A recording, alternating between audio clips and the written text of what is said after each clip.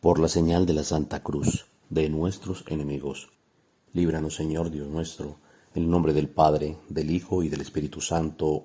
Amén. Lectura del Santo Evangelio según San Marcos.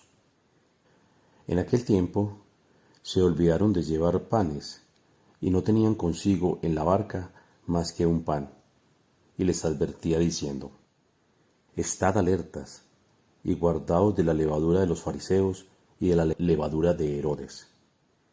Y ellos comentaban unos con otros que no tenían pan.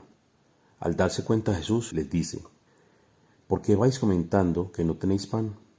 ¿Todavía no entendéis ni comprendéis? ¿Tenéis endurecido el corazón? ¿Tenéis ojos y no veis? ¿Tenéis oídos y no oís? ¿No os acordáis de cuántos cestos llenos de trozos recogiste cuando partí los 5 panes para 5.000? 12, le respondieron.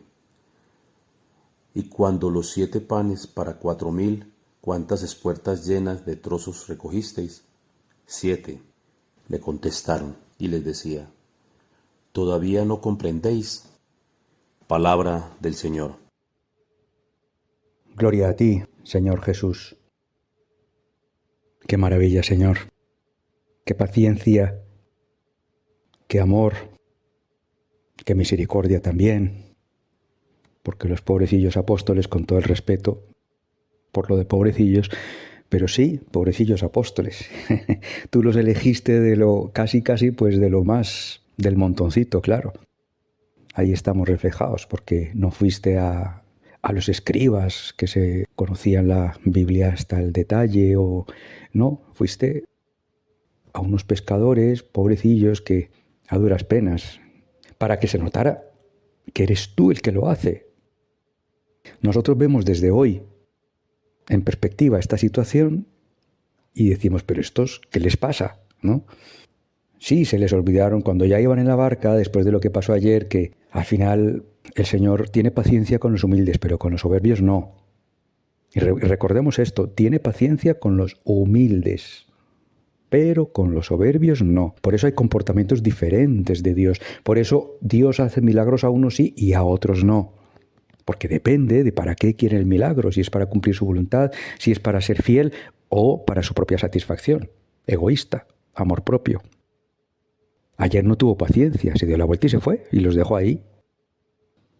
Pero con los humildes sí tiene paciencia, con estos pobrecillos apóstoles. Y vuelvo a pedir perdón por lo de pobrecillos, pero es que sí, es que, ¿cómo es que, bueno, suben a la barca porque para alejarse de ahí, de donde estaban ayer, suben a la barca para cruzar hacia otro puerto, hacia otro punto de desembarque del mar de Galilea. Y cuando ya estaban en la barca, dice el Evangelio, se olvidaron de llevar panes y no tenían consigo más que un pan. Y el Señor siguió predicando. Él no desaprovechaba ninguna situación, él siempre estaba enseñando, predicando. Y les dice: estad alerta, guardaos de la levadura de los fariseos. Claro, acaba de ver aquello, que le estaban poniendo trampas, qué tal, como veíamos ayer, y les pide que aprendan de esas situaciones, que eviten esa levadura, esa enseñanza de los fariseos de rezar sin amar, sin el mandamiento del amor. Que cuidado con eso.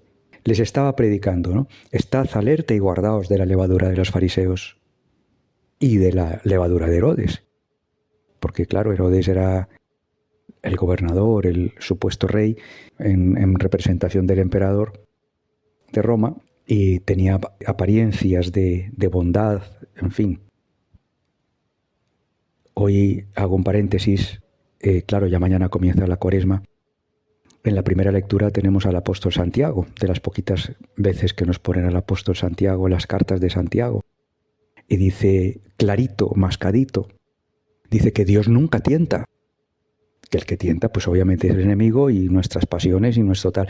Dios nunca tienta. Entonces, claro, esa tendencia que hay a asignarle a Dios la tentación, cuando la tentación es del príncipe de este mundo, y caer en la tentación es libre albedrío nuestro, que luego puede sacar, después de que nos arrepentimos, ¿puede sacar Dios un bien? Sí, claro que sí, si hay humildad, Si hay soberbia, amor propio, no. Para propia conveniencia, menos. Pero si hay humildad, sí. Pues aquí en esta escena con este bendito pan, que estaban preocupados, porque él dice, estad alerta y guardaos de la levadura de los fariseos. Y resulta que ellos, por lo bajito, están ahí, dice el Evangelio, y ellos comentaban unos con otros que no tenían pan. Jesucristo dándoles el alimento más importante, el espiritual. Y ellos ahí preocupados porque solo tenían un pan y tenían todavía una jornada larga de trabajo, ¿no? Entonces les dice Jesucristo, ¿por qué vais comentando que no tenéis pan? ¿Todavía no entendéis ni comprendéis? ¿Tenéis endurecido el corazón? ¿No os acordáis cuando partí los 5 panes para 5.000? O sea, les sacude y les dice, a ver, os estoy enseñando algo muy importante, lo que acaba de pasar con los fariseos, tened cuidado con eso, con caer en el cumplo-pero-miento, que insisto, tiene mucho que ver con la primera lectura de hoy del apóstol Santiago. Cuidado con caer en esa tentación, que claro, como dice San Pablo, nos puede engañar el enemigo disfrazado de ángel de luz. Es necesario el medio, de hecho él se encarna porque eso es un medio, el poder hablarnos carnalmente como humano. Funda la segunda alianza, funda la Santa Iglesia, los sacramentos, etcétera, porque necesitamos, somos animalitos y necesitamos ver, oír y tocar.